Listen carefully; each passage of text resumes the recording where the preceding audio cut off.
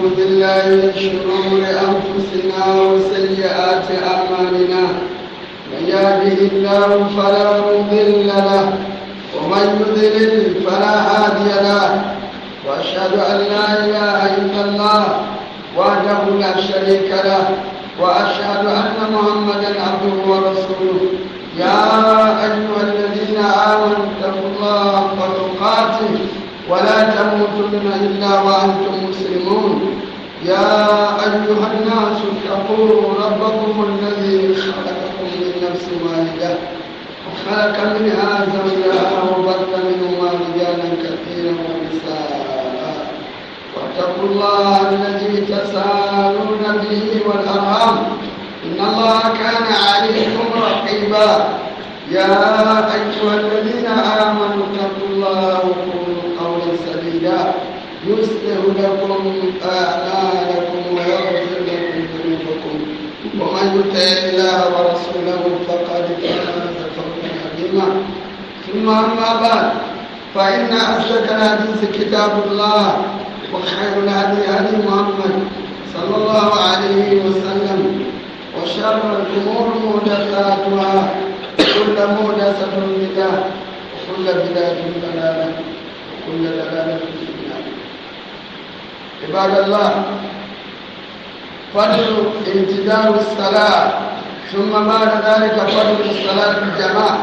عن أبي هريرة رضي الله عنه أن رسول الله صلى الله عليه وسلم قال: لا يزال أحدكم في الصلاة ما دامت الصلاة تحبسه لا يمنع أن ينقلب إلى أهله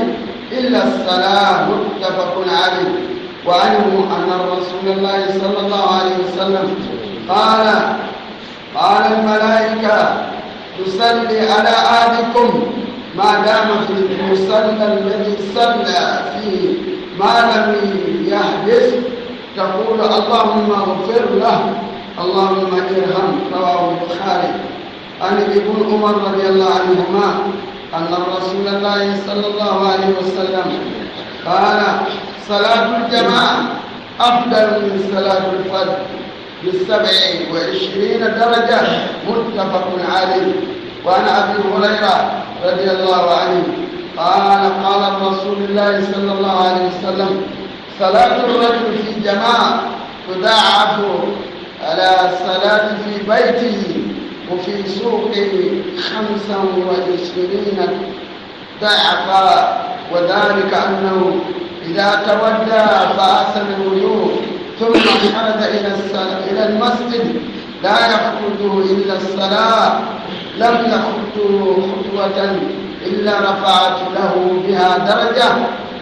وغطى عنه بها خطيئة. فإذا صلى لم تزال الملائكة تصلي عليه ما دام في مصلى ما لم يحدث تقول: اللهم صل اللهم ارحم. ولا يزال في صلاة من تزل الصلاة. متفق عليه. وهذا لفظ البخاري. وعنه قال: أتى النبي صلى الله عليه وسلم رجل أعمى فقال: يا رسول الله ليس لي قائد يقودني إلى المسجد. فصار رسول الله صلى الله عليه وسلم أن يرخص له فيصلي في بيته فرخص له. فلما تولى دعاه فقال له: هل تسمع النداء بالصلاة؟ قال: نعم. قال: فعجب. رواه مسلم. وعن أبي هريرة رضي الله عنه أن رسول الله صلى الله عليه وسلم قال: والذي نفسي بيده لقد هممت أن آمن بحطب فيهتطب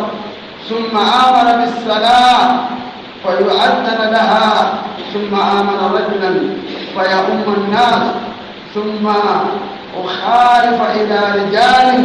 فأحرق عليهم بيوتهم. متفق عليه. أقول ما تسمعون أستغفر الله لي ولكم ولسائر المؤمنين واستغفروه إنه هو الغفور الرحيم.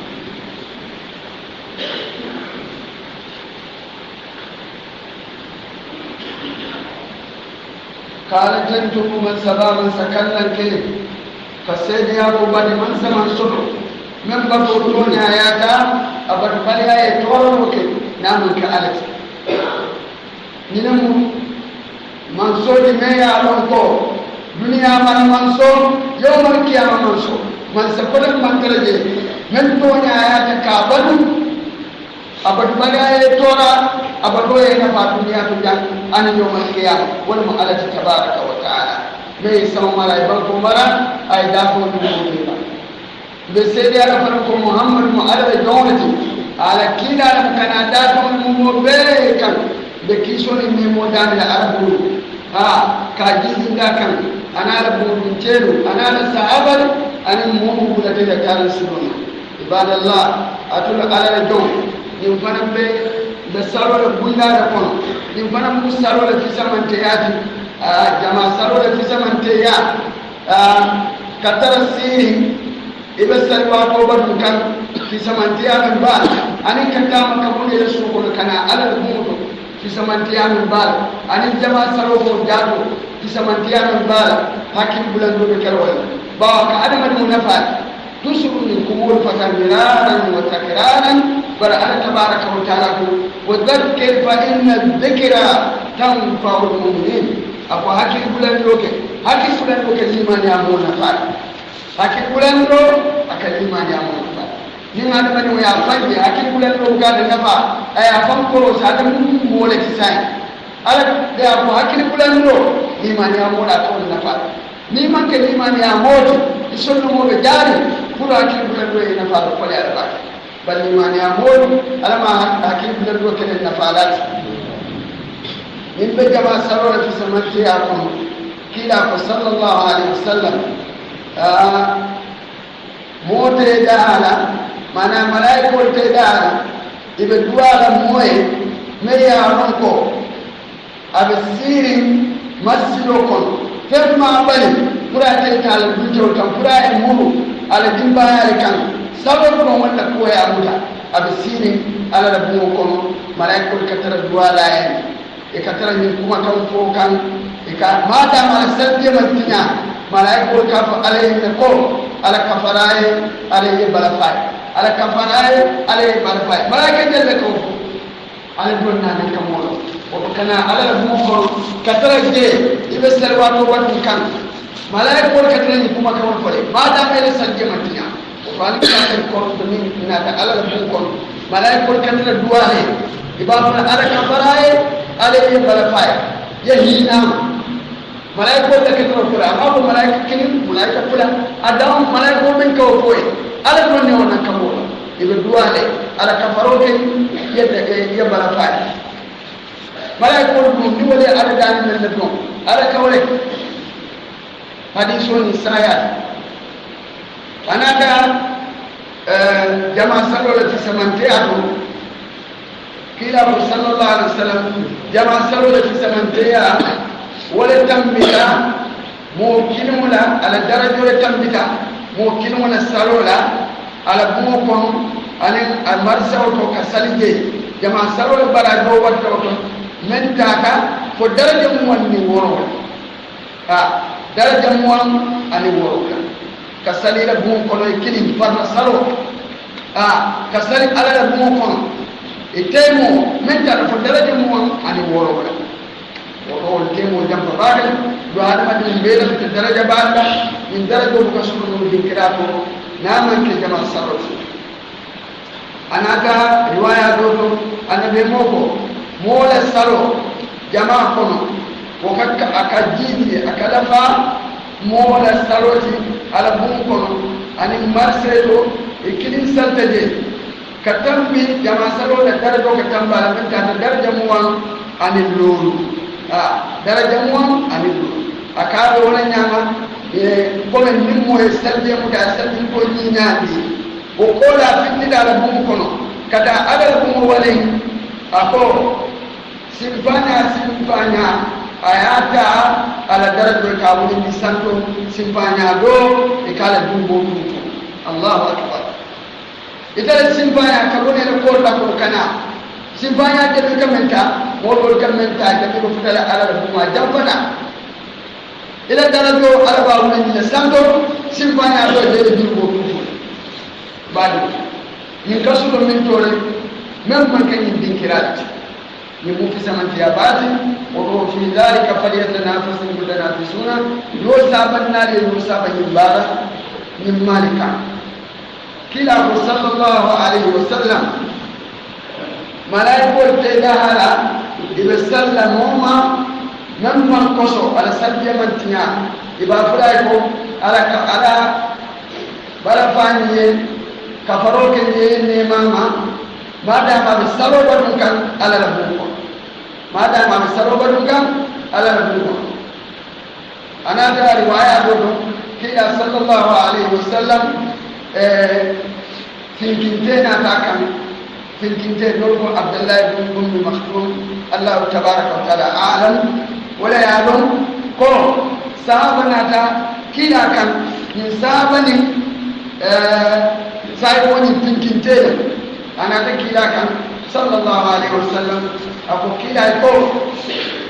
عندما موسى من سما كوي برونا تا على البوتو كذا سالجي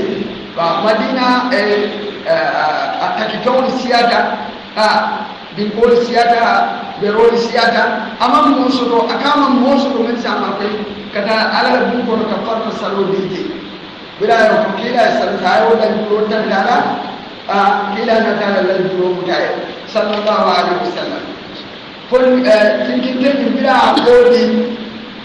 أنا بيمونا تافمان أكاي كو كوادا مويل بام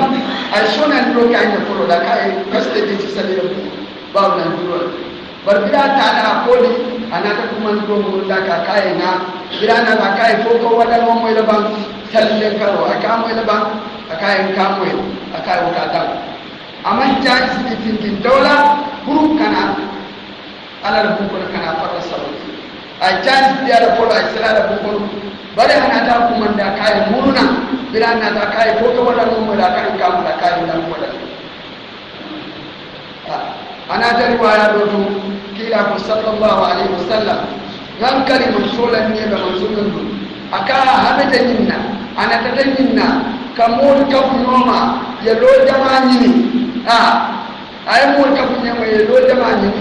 o kola lankar la ina lankaro ke sarola wala la wala muke kamol kuman bi saroka o kola ay na mol jibe men ma be de jama saro ay mo kilin to mol kono ay akambindi ay mol salindi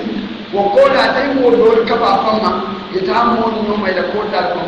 yela mun tani kunto men bu kama de jama saro ka kolea ta dubake o don baade ani ma kata baake ni lanjur mantre de ne aroko sariyawa ya alam isi sallu la ko na man kawti ala la mo wala warka'u ma'al raki'in ali ma rukun ni rukun narfe ali wal fay mana ali ma salli jama sallal fi warka'u ma'al raki'in ali ma salli sallamu fi dara do dum beje bara do dum beje ko to ni do ko wadar ma fu ni da musu sunni an ma le abaro sonani tinkinte aman chance dia an be mola bala fa be nyame ay bala fa su ka ko nyame bar bida jalla ko kada mun no mai da sobor kela mun tale ko mun kamma iman an jama sarobe bar mun abari wala ba mo ko le do ko le do ko dar ko me ko jama saro no wajibi ya abe ko muso be nyame abe ko dindu be nyame jama sabo ma wajibi ka ni na ka bete ata bara mu ko wajibi ko titir ko jawme ya ko mukhalla polo abe wajibi ya ko nyame ni ne abale amanta ko fiata ni ne abale amanta na e mu jani tumando muso be ko dindu be je wala ko ko to be je me ala ko amma wajibi ya ko kan kuyena ni ko da abale san dole man be je me ala ko sariyan ma du wala wala na manta mo noma ay mo do ka papa ma ye do jamani ye ta yo ma do da bu tan na mun kala duwati badu da ala da bu baydi na salwati mun kimmanti de